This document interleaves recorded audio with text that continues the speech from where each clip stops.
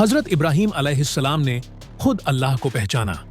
अब वक्त था अपनी कौम को समझाने का, लेकिन उनकी कौम सूरज, चांद, सितारे नहीं, पत्थर के बनाए हुए बुतों को पूजती थी। वो बुत जिन्हें उन्होंने खुद तराशा था, जिन्हें वो खुद उठाकर रखते और फिर उन्हीं के आगे सजदा करते। हजरत इब्राहीम अलैहिस्सलाम ने कहा, क्या तुम ऐसे बुतों को पूजते हो जिन्हें तुमने खुद बनाया है? हालांकि अल्लाह ही तुम्हारा भी पैदा करने वाला है और तुम्हारे अमल का भी मालिक है। मगर कौम ने उनकी बात नहीं सुनी।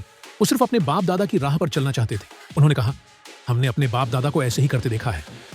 हजरत इब्राहीम अलैहिस्सलाम ने उन्हें समझाया। उनका लहजा नरमी भरा था, लफज अकल और दलील से भरपूर थे।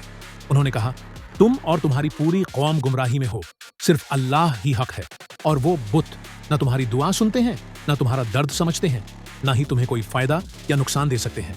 लेकिन उनकी बात सुनकर कौम नाराज हो गई। उनके लिए सच सुनना मुश्किल था और शिर्क से निकलना उससे भी ज्यादा। हजरत इब्राहीम अलैहिस्सलाम तन्हा थे, लेकिन उनका यकीन उनका साथ था।